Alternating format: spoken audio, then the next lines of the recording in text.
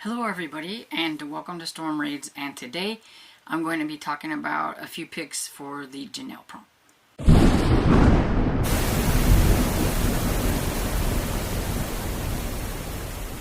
So not everybody knew who Janelle was, but she was a huge lover of mysteries, and her very first video that she ever done was her March Mystery Madness TBR. And then she got to become a host and everything, and she was just great. And she read a wide variety of mystery books, but mostly she's associated with, I think, Agatha Christie and like the Golden Age types and just older mysteries and historical mysteries. And she does read a lot of those. But there's a few other things that she liked to read that I thought I would hit on. And yes, some of these are historical mysteries and things like that, but I think there are, a wide variety of different things on here too, maybe, that if you're not really quite sure what to read for this prompt, if you want to read one, that maybe one of these will be something that you would like to read. So like I said, she is known for Agatha Christie, so I'm going to say anything Agatha Christie.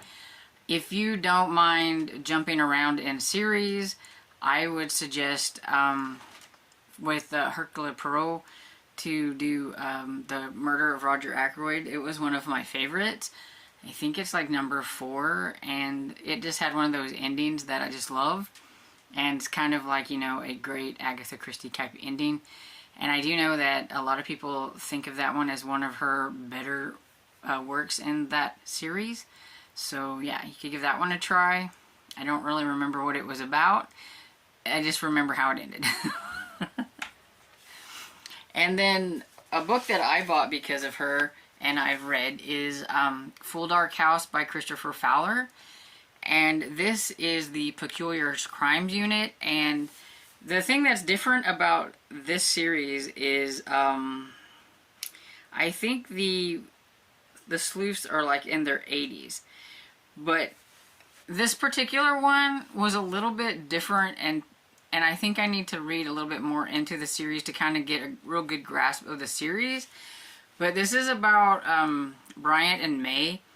And in this one, it has like a dual timeline of, it has the present day, and then it has what happened like a long time ago, and it's kind of how the two go together.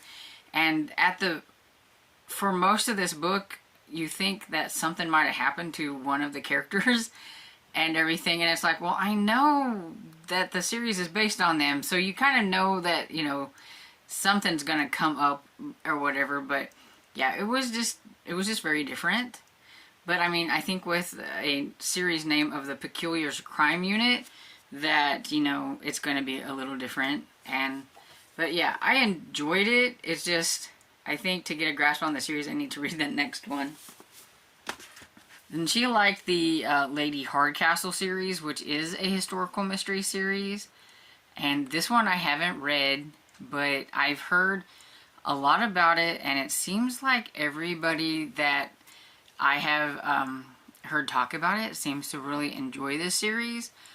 And the first book is A Quiet Life in the Country, and Goodreads is not helping me here.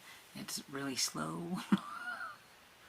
So, Lady Hardcastle is about Lady Emily Hardcastle is an eccentric widow with a secret past. Florence Armstrong, her maid and confidant, is expert in martial arts. The year is 1908, and they just moved from London to the country, hoping for a quiet life. But it is not long before Lady Hardcastle is forced out of her self-imposed retirement.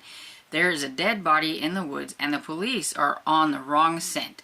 Lady Hardcastle makes some inquiries of her own, and it seems she knows a surprising amount about crime investigations.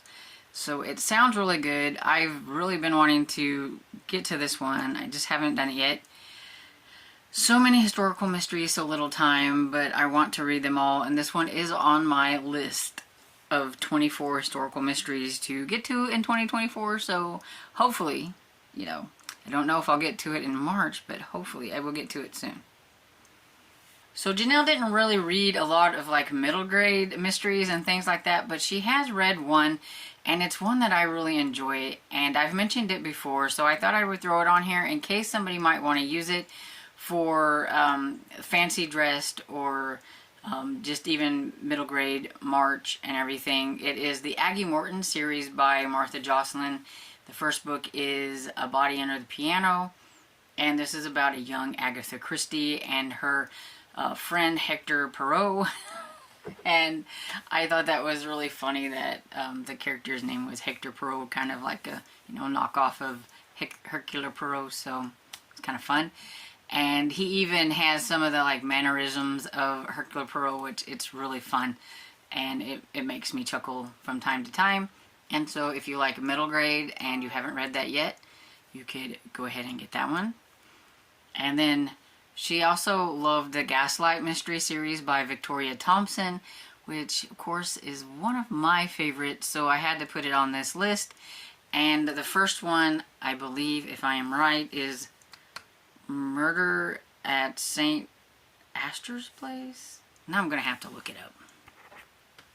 So I was close. It's Murder on Astor Place.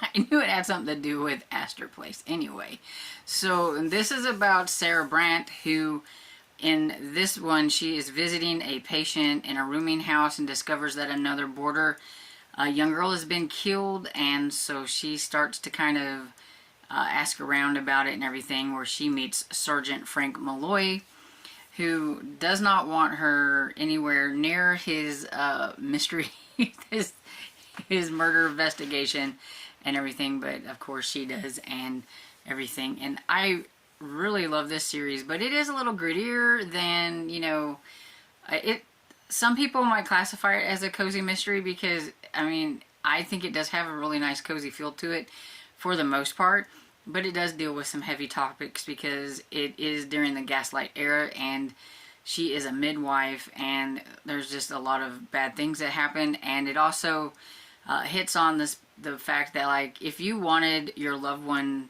investigated, you know, their death investigated back then, you had to pay the police to do it, so it's a lot different and everything. And so there's a lot of briberies and underhanded things, and so it is a little bit grittier and darker than, like, I would think a regular cozy mystery, and so I really like it. So, you know, just kind of know that going in. It is kind of grittier, but it's really good, so you should try it. And another one that I've heard a lot of good things about, a lot of people talk about, is the #1 Ladies Detective Agency, and the first book is the same name. And I've heard a lot of people say it's a really good series. I don't know, like, what the exact setting is for it, but I do know that the first one, on the genres, it has Africa, and I don't know if this is like a present day, according to like when it came out, because I think it came out in the, my Goodreads is really slow, guys. I'm trying to get the information, but it's really slow. But this one, it says it's in Botswana, so it says Precious Ramotswe, I'm probably butchering that, has only set up shop in Botswana, and #1 and only ladies detective, when she is hired to track down a missing husband, uncover a con man, and follow a wayward daughter. However, the case that tugs at her heart and lands her in danger is a missing 11-year-old boy who may have been snatched by witch doctors. So this one is from 1998, so it's, you know, definitely kind of more of a retro, but I don't know if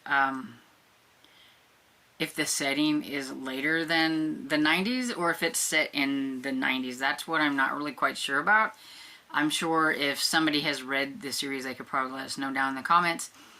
But it is one that eventually one of these days I do want to try. I've heard really good things about it, and she really liked this one. When I looked on her Goodreads, she gave it 5 stars, so yeah. I don't really know a whole lot about that one, but I thought I would put it on here in case somebody would be interested in it, just like most of these.